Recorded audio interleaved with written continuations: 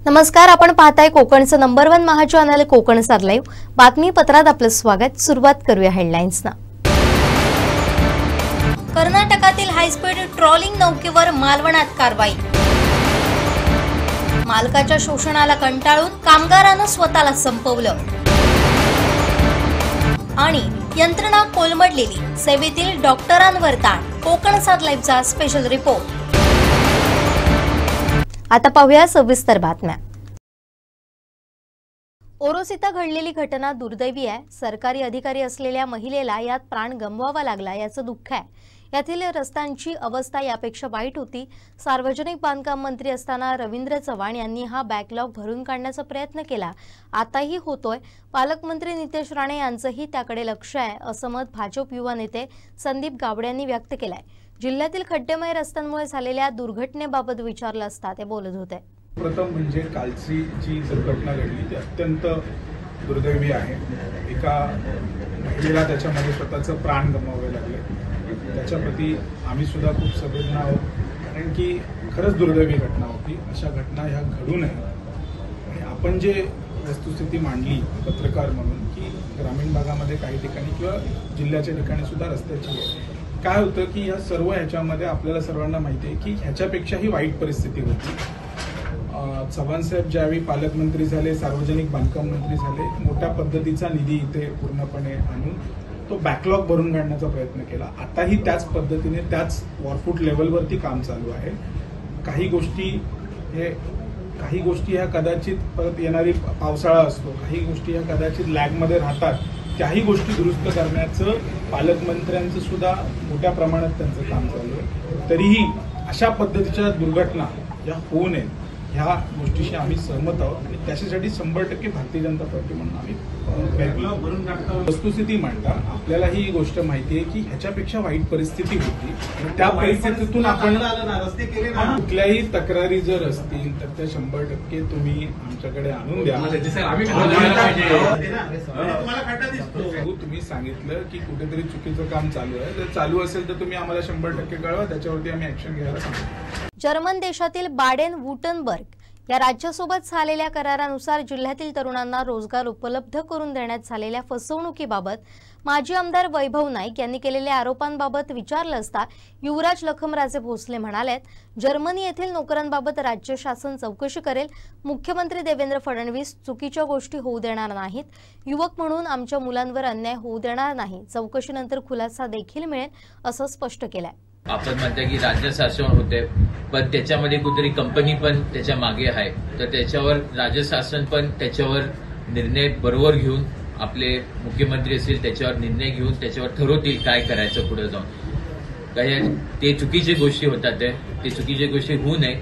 आम्हाला पण माहिती आहे, आम्ही पण एक युवक म्हणून आहे आणि उद्याच्या काळामध्ये ते मुलांना परीक्षा असतील, कॉम्पिटिटिव्ह एक्झाम असतील, ते बरोबर पद्धतीने व्हायला पाहिजे। तर एवढंच मी म्हणतो। त्याच्यावर चुकीचं झालंय मान्य कारवाई असेल त्याच्यावर चौकशी जर केली जातील त्याच्यावर पुढचा निर्णय होऊन जाईल। चुकीचं आहे का बरोबर आहे ते चौकशीच्या नंतरच समजेल आपल्याला। त्या चुकीचं आहे का बरोबर आहे तर ते नुसतं चौकशीच्या नंतर ठरू शकतं। तर ते आपल्याकडे पण आले असणार आणि त्याची चौकशी पण झाली असेल आणि तिथं पण गेले असणार आणि मात्र चौकशी परत होईल त्याच्याबद्दल आणि त्याच्यावर आपल्याला खुलासा त्याच्यावर 100% मिळेलच आपल्याला।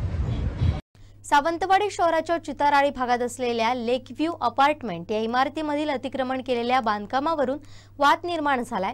शांती सुरेश सावंत यांनी कारवाई करण्याची मागणी केली आहे, मात्र नगर परिषदकडून कारवाईत दिरंगाई होत असल्याचा आरोप त्यांनी केलाय। याबाबत त्यांनी मुख्याधिकारी, प्रांताधिकारी यांना पत्र पाठवून भविष्यात कोणतीही दुर्घटना घडल्यास प्रशासन जबाबदार असेल असा इशारा दिलाय। मी शांती सुरेश सावंत उभा बाजार चिताराळी येथे राहते। 2023 पासून मी महानगरपालिकेला एक्स्ट्रा बांधकाम केलेलं आहे। आमच्या ते अनलिगल आहे, लिगल नाही आहे। त्यामुळे त्यांना मी 2023 पासून अर्ज देते, त्याच्यावरती मला कोणीही सहकार्य केले नाही। एक लेडीज असून मी 2 वर्ष झाली नगरपालिकेत येते। मला आज सीओ बदलत गेले, प्राण बदलले, बांधकाम विभागाचे अधिकारी पण बदलले। गेल्या वर्षी एक बुगड म्हणून आले, त्यांच्याकडे पण मी जाऊन रिक्वेस्ट केली, प्राण साहेबांना पण रिक्वेस्ट करते, मला कोणी सहकार्य करत नाही। हे बघा, हे वकील आहे मराठे म्हणून, त्यांच्यानी वकील असून हे एवढं बांधकाम केलेलं आहे।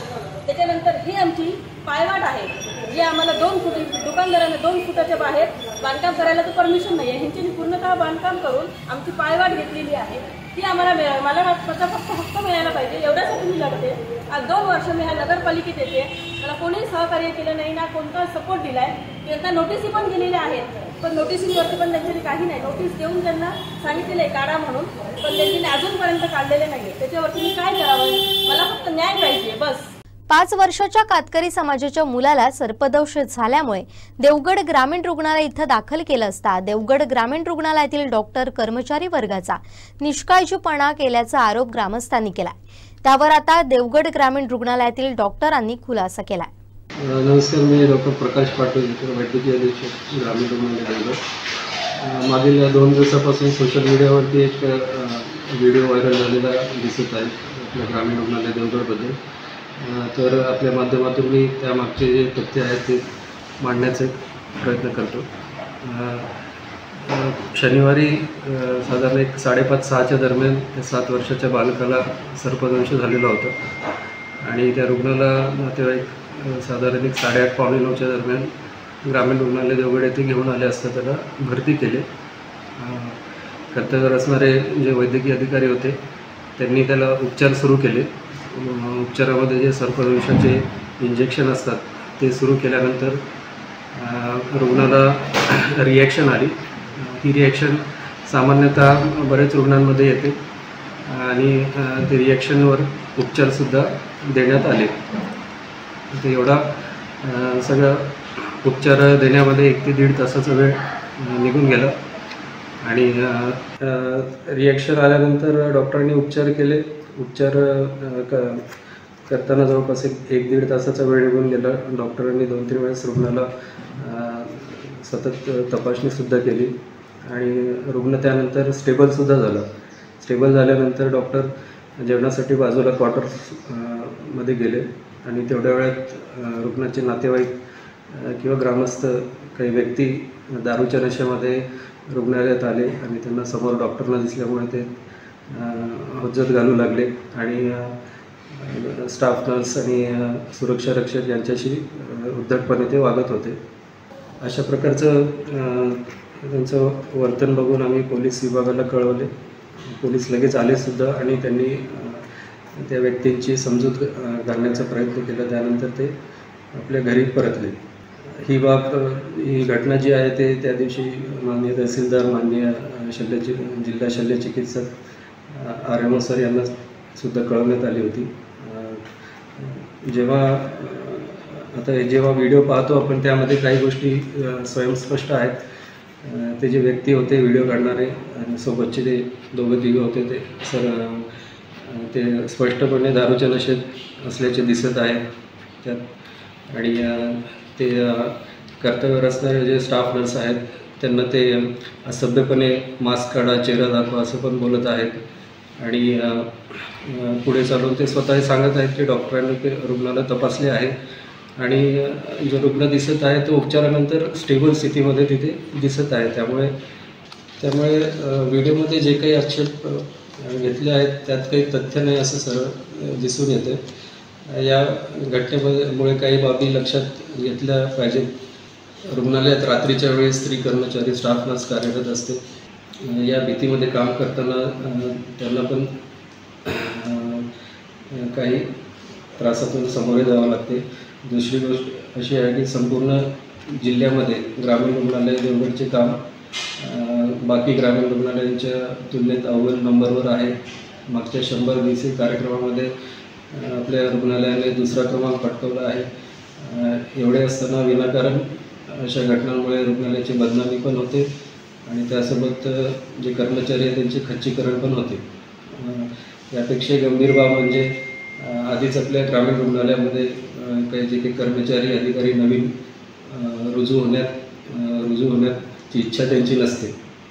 पण अशा काही घटनांमुळे भविष्यातसुद्धा परत हे नवीन जे अधिकारी कर्मचारी आहेत ते इथे जॉईन करण्यास धजावणार नाहीत किंवा त्यांची इच्छा अशी होणार नाही. त्या दिवशी कर्तव्यावर असणाऱ्या स्टाफ नर्स यांनी हिमतीने आणि नम्रतेने त्या व्यक्तींचे त्या व्यक्तींना रिस्पॉन्स दिला, त्यांच्याशी नम्रतेनेच बोलले आणि या गोष्टीचे मी त्यांचे समर्थन करतो. आमचे सुरक्षा रक्षक जे आहेत त्यांनीसुद्धा नशेत असलेल्या या व्यक्तींना बाहेर काढण्याचा प्रयत्न केला, त्याचे मी समर्थन करतो.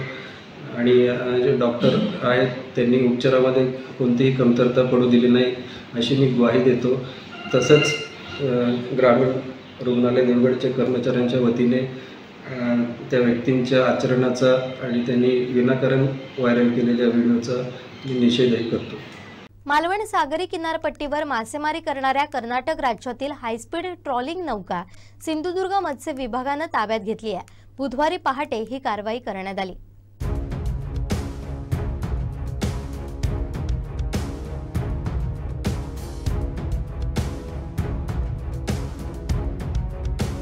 राज्याच्या सागरी हद्दीत घुसून सिंधुदुर्ग किनारपट्टीवर मासेमारी करणाऱ्या नौकांवर कठोर कारवाई झाली पाहिजे, याबाबत मत्स्य व्यवसाय आणि बंदरे विकास तथा सिंधुदुर्ग जिल्ह्याचे पालकमंत्री नितेश राणे, आमदार निलेश राणे यांनी सातत्यानं भूमिका मांडली. त्यानंतर अनेक नौकांवर कारवाई झाली. सातत्यानं मत्स्य विभागाकडून कारवाई सुरू आहे. बुधवारी 24 सप्टेंबरला पहाटेच्या सुमारास मालवण समोर अंदाजे 10 सागरी मैल पाण्यात मत्स्य व्यवसाय विभागाचे अंमलबजावणी अधिकारी गणेश टेमकर, सहाय्यक मत्स्य विकास अधिकारी हे नियमित गस्त घालत होते.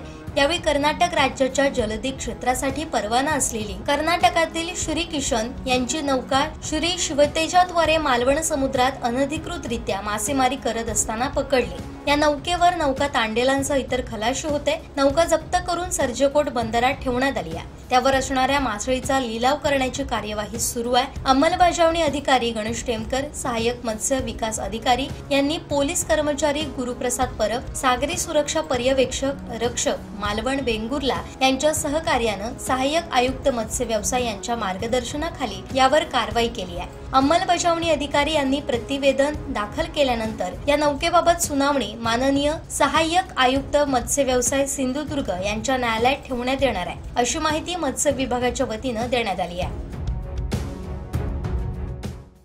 झाराप बँक ऑफ इंडिया समोर असणारा सत्यवान कुडाळकर आणि चंद्रकांत हरमलकर यांचे वडापावचं स्टॉल तसेच झाराप पेठा येथील हेमंत फणसेकर, संदीप तळवी यांचे चिकन सेंटर चोरट्यांनी फोडून दुकानातील किरकोळ रोकड चोरल्याची घटना घडली आहे.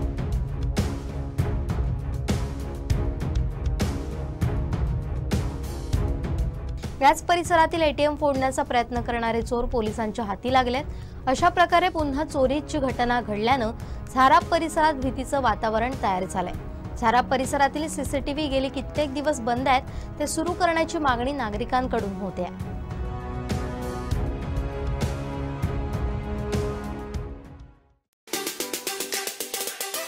हत्ती प्रश्न हा दिवसेंदिवस गंभीर होत चाललेला आहे. मोर्लेसारख्या ग्रामीण भागामध्ये एक बळी गेल्यानंतर हत्ती पकड मोहीम राबवण्याचे आदेश 30 जूनपर्यंत देण्यात आलेले होते, परंतु त्या आदेशाची पूर्तता झालेली नाही. हत्ती पकड मोहीम राबवली गेली नाही. आता सद्यस्थितीमध्ये सन्माननीय आमदार दीपकभाई केसरकर आणि या सिंधुदुर्ग जिल्ह्याचे पालकमंत्री नितेश राणेसाहेब यांच्या माध्यमातून हत्ती पकड मोहीम राबवून हत्ती वनतारामध्ये नेण्यासाठीचे चर्चासत्र सुरू आहे. या चर्चेला कुठंतरी अनेक राजकीय पुढारी असतील, या ठिकाणचे वन्य प्राणी मित्र आहेत, हे प्राणी मित्र कुठेतरी विरोध करताना दिसत आहेत.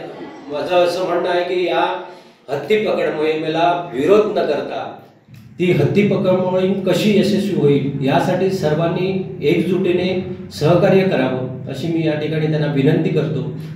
दिवसेंदिवस शेतकरी हतबल होत चाललेला आहे. शेतीचं आज नुकसान पाहता ते आणि त्यांना मिळणारी जी नुकसान भरपाई आहे ती तुटपुंजी आहे. वारंवार या ठिकाणी हत्ती पकड मोहीम राबवावी, शेतकऱ्यांना योग्य त्याचा मोबदला नुकसान भरपाईचा मिळावा यासाठी सतत पाठपुरावा करत असताना आंदोलनं उपोषणं करण्यात आली. त्या उपोषणादरम्यान अनेक आश्वासनं या ठिकाणी देण्यात आली. कुठंतरी हा प्रश्न मार्गी लागला पाहिजे. दोडामार्ग तालुका हा हत्तीमुक्त व्हायला पाहिजे, यासाठी आमचे सतत प्रयत्न आहेत. दोडामार्ग तालुक्यातील सर्व सरपंच या ठिकाणी एकजुटीने या ठिकाणी ते प्रयत्न करत आहेत. मी पुन्हा एकदा या सर्व पक्षीय नेत्यांना विनंती करतो की वैयक्तिक एकामेकावर आरोप प्रत्यारोप न करता कुठंतरी हत्ती पकड मोहीम राबवली गेली पाहिजे. आपला शेतकरी या ठिकाणी सधन व्हायला पाहिजे, तो सुखी व्हायला पाहिजे, याच्यासाठी आपण प्रयत्न करावेत अशी या ठिकाणी मी त्यांना विनंती करतो.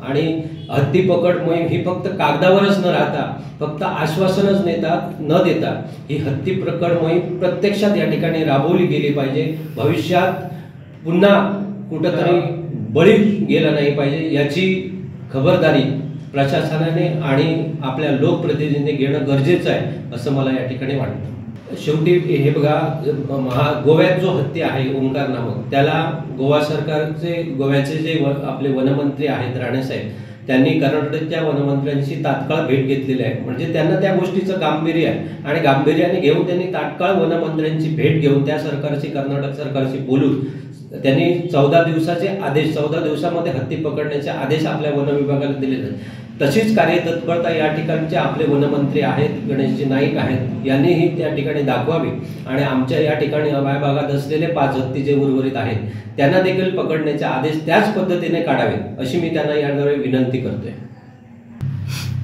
प्राणी मित्रांना कुठल्याही प्रकारचं बंधन नाही, त्यांनी प्राण्यावर प्रेम करत राहावं अशी मी त्यांना एक विनंती करतो. परंतु हा हत्ती प्रश्न हा एवढा गंभीर होत चाललेला आहे, याची गंभीरता आपण मोर्लेमध्ये झालेली जो बळी जो गेला त्यामध्ये आपण बघितलेलं आहे. आता सुद्धा अनेक व्हिडिओ व्हायरल होत आहेत ओंकार हत्तीचे. त्या ठिकाणी कशा प्रकारे उपद्रव करतो आणि कशा प्रकारे लोकांना हानी करू शकतो याची उदाहरणं आपल्या व्हिडिओच्या माध्यमातून किंवा प्रसार माध्यमांच्या माध्यमातून आपण पाहताय. तर ह्या प्राणी मित्रांना माझी विनंती आहे, जर त्यांना हत्ती पकड मोहीम राबवून हत्ती वनदारामध्ये जर पाठवायचे नसतील तर त्यांनी स्वतंत्र व्यवस्था त्या प्राणी मित्रांनी सर्वांनी मिळून त्या ठिकाणी स्वतंत्र व्यवस्था त्या हत्तींची करावी. त्यांचं म्हणणं आहे की तिलारीमध्ये ते हत्ती ठेवावेत, पण तिलारीमध्ये ठेवत असताना त्या ठिकाणची भौगोलिक परिस्थिती, त्या ठिकाणच्या ज्या जमिनी आहेत त्या पूर्णपणे फॉरेस्टच्या आहेत का, की त्या जमिनी ज्या आहेत त्या वैयक्तिक शेतकऱ्यांच्या आहेत का, या सगळ्यांची पडताळणी होणं गरजेचं आहे. आज रोजी हत्ती आपल्याला कुठल्याही प्रकारे हत्तीमुक्त दोडामार्ग व्हायला पाहिजे, यासाठी सन्माननीय पालकमंत्री असतील, दीपक केसरकर असतील, यांनी जे बाजू मांडलेली आहे शासनाकडे त्या पद्धतीने जर आपण गेलो तर आपण दोडामार्ग तालुका हा हत्तीमुक्त व्हायला उशीर लागणार नाही. परंतु त्यांना सहकार्य करणं अपेक्षित आहे. त्या प्राणी मित्रांना जर असं वाटत असेल तर त्यांनी आपल्या स्वतःच्या वैयक्तिक जमिनी ज्या आहेत त्या वैयक्तिक जमिनीमध्ये ते हत्ती नेऊन त्या ठिकाणी ठेवावेत आणि त्यांचं संगोपन करावं.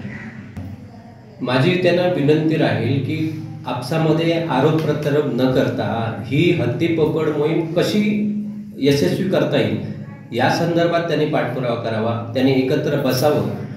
पालकमंत्री महोदय असतील, सन्माननीय दीपकभाई असतील, या सर्वांनी एकत्र काम केलेलं आहे. आज जे आरोप प्रत्यारोप करतात ते सगळं एकत्रच एकाच पक्षामध्ये काम करणारी सगळी मंडळी होती कधी काळी, पण त्यांनी सगळ्यांनी एकत्र यावं. त्यांचं पालकमंत्री महोदयांचं काय मत आहे, दीपकभाईंचं काय मत आहे हे त्यांनी जाणून घ्यावं आणि जाणून घेतल्यानंतर आपली प्रतिक्रिया द्यावी. वनतारकासारखा जो एवढा मोठा प्रकल्प आहे त्या प्रकल्पामध्ये हत्ती कशा प्रकारे नेणार आहेत त्यांचं काय याची माहिती त्यांनी घ्यावी आणि नंतर आरोप करावेत. केवळ आणि केवळ वैयक्तिक स्वार्थासाठी किंवा कुठल्याही स्वार्थासाठी मी म्हणत नाही की त्यांनी वैयक्तिक स्वार्थासाठी ही टीका टिप्पणी केलेली आहे, मला तो अधिकार नाही आहे. परंतु त्यांनी टीका टिप्पणी करत असताना शेतकऱ्यांचं हित बघितलं पाहिजे, शेतकरी कसा या हत्तीपासून मुक्त होईल हेच त्यांनी बघितलं पाहिजे आणि काय या सर्व मंडळींनी शेतकऱ्याच्या पाठीशी खंबीर उभं राहायला पाहिजे. निश्चित स्वरूपामध्ये येणाऱ्या काळामध्ये योग्य पद्धतीने हत्ती पकड मोहीम जर राबवली गेली नाही तर मोठं उग्र आंदोलन या ठिकाणी आम्ही उभं करू. दोडामार्ग तालुक्यातील शेतकरी, सरपंच आणि सामाजिक कार्यात वावरत असणारे जे आपले लोकप्रतिनिधी आहेत त्यांना घेऊन एक मोठं आंदोलन या ठिकाणी हत्ती पकड मोहिमेसाठी आणि शेतकऱ्यांना हत्तीमुक्त करण्यासाठी निश्चित स्वरूपामध्ये उभं राहणार आहे. आणि आंदोलनाला सुद्धा त्या लोकांनी सक्रिय पाठिंबा या ठिकाणी द्यावा अशी मी या ठिकाणी त्यांना विनंती करतो. कुडाळ तालुक्यातील साळगाव येथील जिल्हा पूर्ण प्राथमिक शाळा क्रमांक 3 मध्ये शिक्षकांची संख्या अपुरी असल्याने विद्यार्थ्यांच्या शैक्षणिक भविष्यावर प्रश्नचिन्ह निर्माण झालाय. 1ली ते 7वी असे एकूण 7 वर्ग असलेल्या या शाळेत केवळ 2च शिक्षक कार्यरत आहेत, ज्यामुळे विद्यार्थ्यांच्या अभ्यासाकडे दुर्लक्ष होण्याची शक्यता आहे. या गंभीर समस्येमुळे संतप्त झालेल्या पालक आणि ग्रामस्थांनी तातडीने अतिरिक्त शिक्षकांची नेमणूक करावी या मागणीसाठी गटविकास अधिकारी कुडाळ यांना निवेदन देण्यात आलंय. पालकांच्या मते विद्यार्थ्यांची एकूण संख्या 42 असताना 7 वर्गासाठी केवळ 2 शिक्षक असणं ही विद्यार्थ्यांच्या गुणवत्तेसाठी धोकादायक आहे। शिक्षकांच्या या कमतरतेमुळे विद्यार्थ्यांचे शैक्षणिक नुकसान होण्याची भीती पालकांना वाटते आहे। त्यांनी यापूर्वी अनेक वेळा केंद्र प्रमुखांकडे शिक्षकांची मागणी केली होती, परंतु त्याकडे दुर्लक्ष झालंय। त्यामुळे पालक वर्गात तीव्र नाराजी आहे। यावर त्वरित उपाययोजना केली नाही तर भविष्यात शाळा बंद आंदोलन करण्याचा इशाराही दिलाय। या निवेदनाद्वारे पालक ग्रामस्थांनी प्रशासनाला या समस्येची गांभीर्याने दखल घेण्याचं आवाहन केलंय। विद्यार्थ्यांचे शैक्षणिक नुकसान टाळण्यासाठी लवकरात लवकर पुरेसे शिक्षक उपलब्ध करून देण्याची मागणी केली आहे, अन्यथा मुलांच्या भवितव्यासाठी कठोर पावलं उचलली जातील असा स्पष्ट इशारा देण्यात आलाय। तुमची शाळागाव नंबर 3 मध्ये गेली 2 महिने आमच्या शाळेत शिक्षक नाही आहे।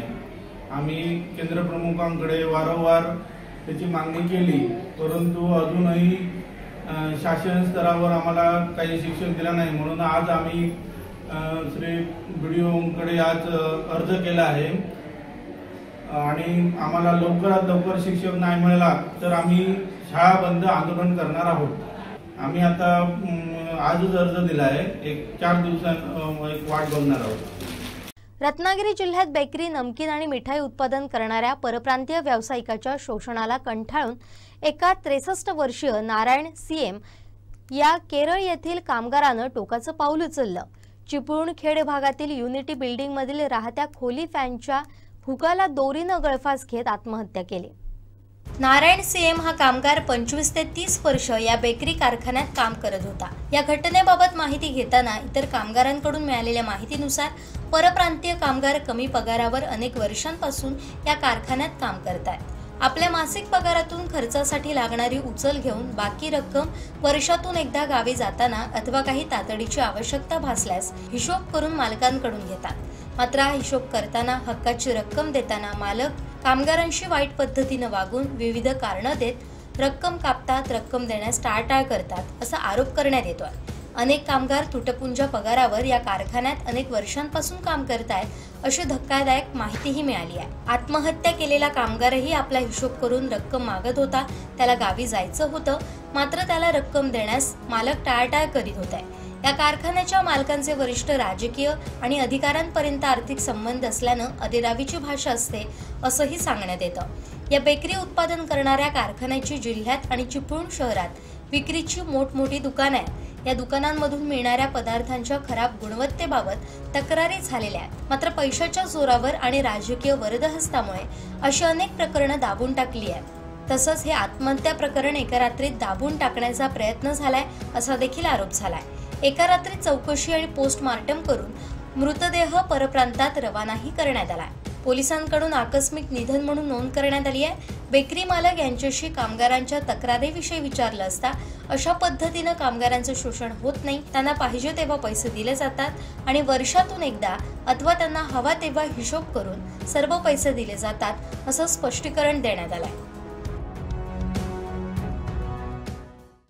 सिंधुदुर्ग जिल्ह्यातील आरोग्य यंत्रणा कोलमडली आहे। राज्यातील सरकार आरोग्य मंत्र्यांच्या खुर्चीतील चेहरे बदलले, मात्र कोलमडलेली ही यंत्रणा काही सुधारण्याचं नाव घेत नाहीये। सेवेत असलेल्या डॉक्टरांवर प्रचंड ताण येतोय, यात गोरगरीब रुग्ण मात्र पोहले जात आहेत, उपचारांविना जीव गमावतायत। नुकतेच कोल्हापूर सर्किट बेंचकडून याबाबत प्रतिज्ञापत्र दाखल करण्याचे आदेश देण्यात आले। राज्य शासनाच्या आरोग्य विभागाच्या अतिरिक्त मुख्य सचिवांना यात लक्ष घालण्याचे निर्देश दिलेत। या पार्श्वभूमीवर आरोग्याची कोलमडलेली ही परिस्थिती पुन्हा एकदा समोर आली आहे। याबाबत पाहणार आहोत हा स्पेशल रिपोर्ट। अभिनव फाउंडेशन सिंधुदुर्ग या संस्थेच्या वतीनं 2013ला जनहित याचिका दाखल करण्यात आली होती। नुकतीच कोल्हापूर सर्किट बेंच समोर याची सुनावणी पार पडली। यात महामार्गावर सावंतवाडी उपजिल्हा रुग्णालयात सुसज्ज अतिदक्षता विभाग आणि ट्रामा केअर युनिट कार्यान्वित केल्याचा दावा आरोग्य विभागाच्या वतीनं करण्यात आलाय। या संदर्भात या आठवड्यात प्रतिज्ञापत्र दाखल करण्याचे आदेश न्यायमूर्तींनी दिले। या संदर्भात न्यायमूर्तींनी सुनावणीसाठी 25 सप्टेंबर ही तारीख दिली असून यावेळी प्रतिज्ञापत्र सादर करण्याचे आदेश दिले। हे प्रतिज्ञापत्र गुरुवारी सादर केले जाणार आहे। आरोग्य विभाग ICU ट्रामा केअर युनिट कार्यान्वित केल्याचा दावा करते, मात्र प्रत्यक्षात परिस्थिती वेगळीच आहे। यामुळे गोवा बांबू इथं पाठवले जाणारे रुग्ण अधिक आहेत। प्रत्यक्षात उपजिल्हा रुग्णालयात मंजूर पदांची माहिती घेतली असता आज मितीला वैद्यकीय अधीक्षक हेच पद रिक्त आहे. डॉक्टर ज्ञानेश्वर येवळे हे प्रभारी म्हणून हा कारभार सांभाळतात. 100 बेडेड रुग्णालयासाठी वैद्यकीय अधिकाऱ्यांची 20 पदं आकृतीबंधात मंजूर असताना त्यातील 11 पदं ही रिक्त आहेत. तर भरलेल्या 9 पैकी 2 वैद्यकीय अधिकारी 2015 पासून 10 वर्ष गैरहजर आहेत. त्यामुळे केवळ 7 वैद्यकीय अधिकाऱ्यांच्या जीवावर हे रुग्णालय चालतंय. याचा प्रचंड ताण सेवेत असलेल्या डॉक्टरांवर आहे. हार्ट फिजिशियन सारखं महत्वाचं पदही रिक्त असून न्यूरोलॉजिस्ट पद आकृतीबंधात नाही.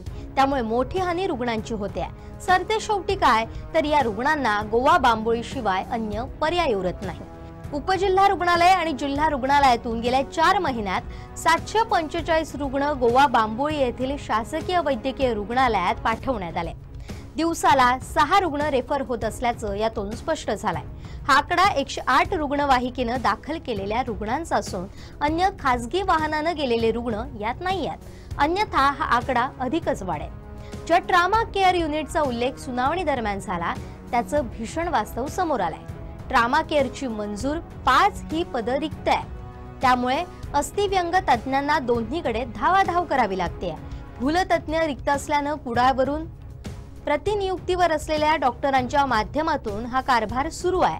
तर वैद्यकीय अधिकारी वर्ग 2 ची दोन्ही पदं रिक्तच आहेत. 11 महिन्यांसाठी कंत्राटी वैद्यकीय अधिकारी म्हणून 10 डॉक्टर इथं सेवेत आहेत. तसेच ऑन कॉल तत्वावर भूलतज्ञ doctor Kshama Deshpande, physician doctor Mukund Ambapurkar, doctor Abhijit Chitari तर डायलिसिसची डॉक्टर शंतनू तेंडुलकर सेवा देतात. यात नियमित सेवेत असणारे स्त्री रोगतज्ञ doctor Dnyaneshwar Yewale, surgeon doctor Pandurang Wajratkar, बालरोग तज्ञ डॉक्टर प्रवीण देसाई, अस्थिव्यंग तज्ञ डॉक्टर निखिल अवधूत, दंतशल्य चिकित्सक डॉक्टर हुमायून मणेर तसेच वैद्यकीय अधिकारी डॉक्टर गिरीश चौगुले, डॉक्टर आकाश येडके 24/7 चांगली सेवा देतात. मात्र येणाऱ्या अतिरिक्त ताणाला त्यांना सामोरं जावं लागतंय. प्रसंगी रुग्णांच्या रोषाला देखील त्यांनाच तोंड द्यावं लागतंय. याचा नाहक त्रास त्यांना सहन करावा लागतोय. सिटी स्कॅन, एक्स-रे इतर खर्चिक सुविधा इथं मोफत मिळतात. मोफत वैद्यकीय सुविधा उपलब्ध होते. मात्र काही पदच रिक्त असल्यानं तो फायदा गोरगरीब रुग्णांना मिळत नाही. जिल्हा रुग्णालयाच्या तुलनेत इथं मिळणारी सेवाही चांगली आहे. त्यामुळेच ग्रामीण भागातून गोरगरीब जनता इथं मोठ्या संख्येनं उपचारासाठी येते. परंतु कोलमडलेल्या यंत्रणेचा फटका त्यांना सहन करावा लागतोय. त्यातच शासन आदेशानंतरही काही डॉक्टर इथं हजर होत नाहीयेत. बऱ्याचदा नियुक्ती करूनही ते हजर झालेले दिसत नाहीत. त्यांना मिळणारं मानधन, या ठिकाणी त्यांच्या लाईफस्टाईल प्रमाणे नसणाऱ्या सुविधा यामुळे आणि अतिरिक्त पडणारा ताण बघता इथं हजर होत नसल्यानं जाणकारांचं मत आहे. शासनानं यासाठी विशेष धोरण अंमलात आणून येथील रुग्णांना कायमचा दिलासा देणं काळाची गरज आहे. एकंदरीतच सामाजिक संस्था, लोकप्रतिनिधींच्या पाठपुराव्यानंतरही आरोग्यमंत्री डॉक्टर प्रकाश आंबेडकर यांचं दुर्लक्ष जिल्ह्याकडे झालेलं दिसतंय. ही परिस्थिती सुधारण्यासाठी मुख्यमंत्र्यांनी आपल्या स्तरावर निर्णय घेणं आवश्यक आहे. ग्रामीण दुर्गम भागांचा विचार करून धोरणात्मक निर्णय घेण्याची गरज आहे. कारण विषय लाख मुलाच्या आयुष्यांचा आहे. तसेच स्थानिक आमदार, खासदार, पालकमंत्र्यांनी मंत्रालयात स्तरावरून हा प्रश्न हाताळणं गरजेचं बनलंय. ही पदं भरती करून त्यांनी एक सक्षम, जीवनदायी आरोग्य यंत्रणा उभी करण्याची प्रतिज्ञा करणं आवश्यक आहे. तुम्हाला सिंधुदुर्गच्या बिघडलेल्या आरोग्य यंत्रणेविषयी नेमकं काय वाटतंय आम्हाला कमेंट करून नक्की सांगा. जनतेच्या तीव्र रोषानंतर आणि सामाजिक बांधिलकीचे कार्यकर्ते रवी जाधव यांच्या इशाऱ्यानंतर एसटी महामंडळानं मुख्य बस स्थानक आणि वेंगुर्ला बस स्थानकातील खड्डे बुजवण्यास सुरुवात केली आहे.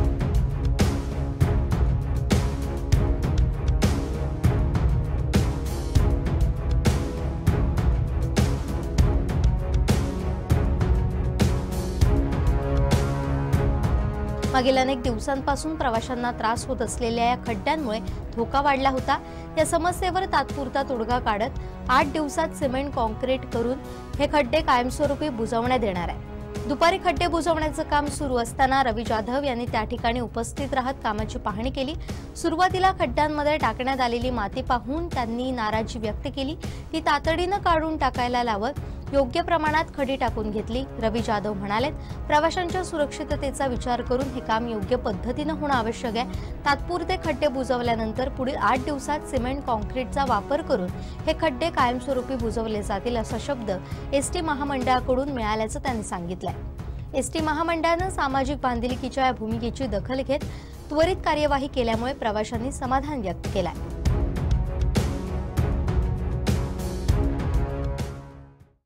पंतप्रधान नरेंद्र मोदी यांच्या 75व्या वाढदिनी जिल्हास्तरीय नमो युवा रथचं आयोजन करण्यात आलंय. या निमित्तानं मॅरेथॉन स्पर्धेचं आयोजन करण्यात आलं असून आरोग्य नशामुक्तीचा संदेश देण्यासाठी हा उपक्रम हाती घेतलाय. ड्रग्सबाबत जनजागृती यातून केली जाणार आहे. रविवारी 28 सप्टेंबरला होणाऱ्या या स्पर्धेत सहभागी होण्याचं आवाहन भाजप युवा मोर्चा प्रदेश उपाध्यक्ष युवराज लखमराजे भोसले आणि भाजप युवा नेते संदीप गावडे यांनी केलंय. आपल्या सर्वांना माहिती आहे की 17 सप्टेंबर म्हणजे आपल्या राष्ट्राचे नेते पंतप्रधान सन्माननीय नरेंद्रभाई मोदी यांचा वाढदिवस आणि येणाऱ्या 2 ऑक्टोबरला राष्ट्रपिता महात्मा गांधीजी यांचं पुण्यतिथी. तर आपल्याला सर्वांना ही गोष्ट माहिती आहे की ह्या संपूर्ण कालावधीमध्ये हा एक सेवा पंधरवडा म्हणून भारतीय जनता पार्टी ही संपूर्णपणे सेवेचे विविध उपक्रम इथे राबवते. समाजातल्या सर्व घटकांना सर्वांना समाविष्ट करून वेगवेगळे उपक्रम हे राबवले जातात. मग ते रक्तदान शिबिर असेल किंवा आरोग्य तपासणी असेल, आरोग्य शिबिरं असतील, वेगवेगळ्या ठिकाणी विद्यार्थ्यांना वह्या वाटप असेल, असे वेगवेगळ्या पद्धतीचे सेवाभावी उपक्रम राबवण्याचा कार्यक्रम ह्या संपूर्ण 15 दिवसात राबवला जातो आणि त्याला सेवा पंधरवडा एका पद्धतीने सेवा पंधरवडा म्हणून हा कार्यक्रम राबवला जातो. कालच म्हणजे रविवारी सन्माननीय पंतप्रधान नरेंद्र मोदींजी यांनी सुद्धा नेक्स्ट जनरेशन असे जीएसटीचे रिफॉर्म्स ज्याच्यामध्ये जीएसटीमध्ये 2 स्लॅब ठेवण्यात आले आणि कपात करण्यात आली. सामान्य नागरिकाला ह्याचा फार मोठ्या पद्धतीने फायदा होईल आणि देशाच्या अर्थव्यवस्थेमध्ये दूरगामी अशा पद्धतीचे परिणाम या संपूर्ण रिफॉर्म्समुळे जाणवतील. अशा पद्धतीचं एक आनंदाचं वातावरण आहे. भारतीय जनता पार्टी युवा मोर्चा ही देखील सेवा पंधरवड्यामध्ये त्यांच्या माध्यमातून एक वेगळ्या प्रकारचा एक कार्यक्रम घेणार आहे. आपल्या युवा मोर्चाचे सर्व मंडळाध्यक्ष आणि जिल्हाध्यक्ष, स्वतः प्रदेशचे उपाध्यक्षही या निमित्ताने इथे उपस्थित आहे. संपूर्णपणे फिट इंडिया किंवा खेलो इंडियाच्या माध्यमातून समाजातील सर्व घटकांना एकत्र करून एक मॅरेथॉन स्पर्धा ह्या निमित्ताने येणाऱ्या रविवारी 28 तारखेला सावंतवाडीत त्याचं आयोजित केलं जाईल आणि एक खुल्या पद्धतीची ही मॅरेथॉन स्पर्धा असेल. मी ह्या स्पर्धेच्या निमित्ताने आपल्या माध्यमातून सर्व नागरिकांना आवाहन करू इच्छितो. पूर्ण जिल्हाभर ही ओपन असेल.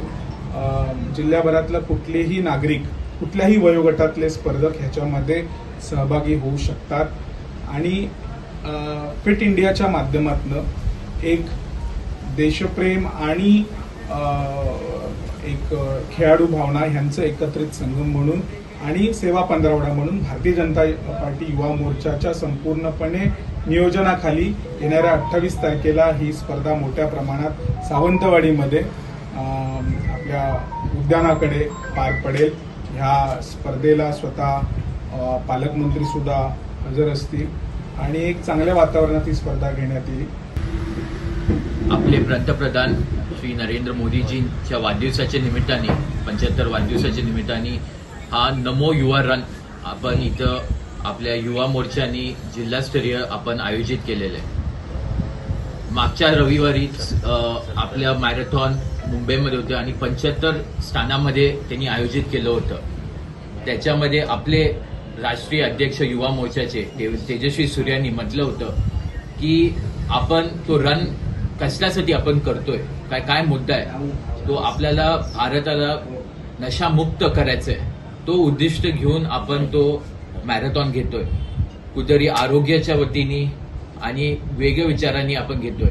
तर मी विनंती करेन की आपले सर्व युवक असतील, की ज्येष्ठ नागरिक पण असतील, आपण एक मुद्दा घेऊन कुठेतरी नशामुक्त करायचंय त्या मनात घेऊन आपण इथं म्हणजे धावायचंय का त्याच्यामध्ये सहभागी व्हायचंय. त्याच्यामध्ये आपले तेजस्वी सूर्यप्रकाश सगळे मंत्री होते तिथं. आपले मुख्यमंत्री देवेंद्र फडणवीसजी पण होते त्याच्या उद्घाटनासाठी आणि त्या कार्यक्रमासाठी. पालक आपले राज्याचे अध्यक्ष भारतीय जनता पार्टीचे रवींद्र चव्हाणजी पण होते आणि असे वेगळे नेते पण होते तिथं. तर असंच मी विनंती करेल की आपण सगळे सावंतवाडीचे असतील आणि ह्या जिल्ह्यामध्ये सगळेजण त्याच्यामध्ये सहभागी होऊन या कार्यक्रमासाठी एक चांगलं एक उदाहरण देऊन लोकांना.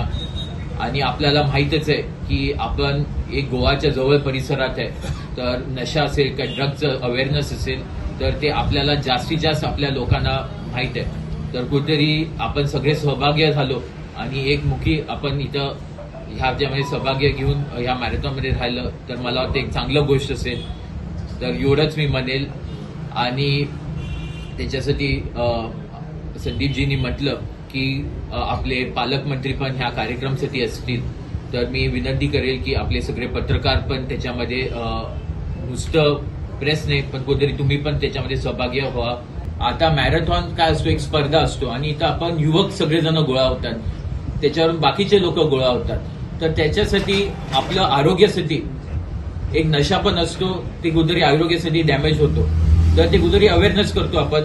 योगा असेल, कुठेतरी व्यायाम असेल, त्याच्यासाठी एक नशा पण एक चुकीचं गोष्ट असतो, निगेटिव्ह गोष्ट असतो. तर म्हणजे आपण इथं सगळे युवक येतात, ते कुठेतरी एक चांगल्या विचाराने येतात. तर त्याच्याबद्दल आपल्याला बोलायचं आहे, त्याच्यावर लोकांना सांगायचं असेल तर एवढंच तो विषय. त्याच्याबरोबर त्यांच्या मागेच आम्ही आहे, ते आता काय करतात की ही जी मॅरेथॉन आहे त्याच्या मागचं उद्दिष्ट असं, तर तेच सांगतो, उद्दिष्ट असं आहे की हे संपूर्णपणे अवेअरनेस, जनजागृती त्या माध्यमातून व्हावी, हा त्याच्या मागचा एक उद्दिष्ट आहे. महिलांचा गट वेगळा आहे, पुरुषांचा गट वेगळा आहे. महिला गटामध्ये 3 पारितोषिकं आहेत बरोबर आणि पुरुष गटामध्ये 3 पारितोषिकं आहेत. शेवटी ठळक घडामोडी पुन्हा एकदा. कर्नाटकातील हायस्पीड ट्रॉलिंग नौकेवर मालवणात कारवाई. मालकाच्या शोषणाला कंटाळून कामगारानं स्वतःला संपवलं.